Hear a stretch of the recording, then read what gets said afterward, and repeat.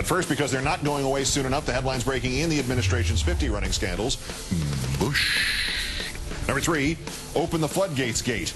Wired magazine with an impressive piece on how on or about January 20th we're likely to get an incredible surge of detail about Mr. Bush's abuses of the so-called terrorist surveillance program. You know, domestic eavesdropping, listening in on military phone sex, that internet splitter room in San Francisco. Some sort of Obama-led commission? No.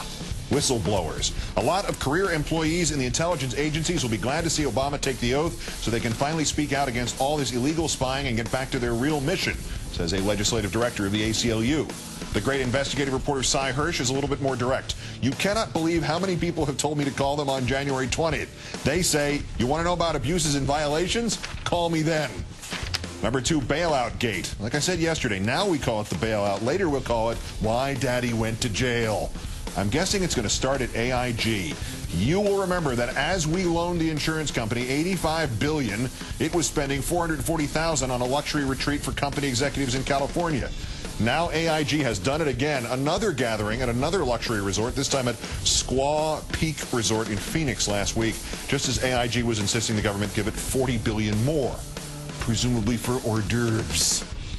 And number 1, the nexus of politics, terror, and Laziness-Gate. The Justice Department has audited the records of its own prosecutors at the U.S. attorney's offices around the country who were working on terrorism cases. It has discovered we, the taxpayers, paid for 250 terror prosecutors. We got 204 terror prosecutors. What happened to the other 46 guys? They apparently were repurposed and went out and prosecuted healthcare fraud and drug trafficking. So we turned the fabric of the nation inside out to hype terror, and the Bush administration won re-election and ran the midterms in 2006 on a counter-terror platform, and it's been hitting over the last few weeks that there are not enough U.S. attorneys out there to check on whether or not any of the bailout companies actually were ripping us off, and they didn't even utilize these resources we gave them. There is in here one kernel of good news.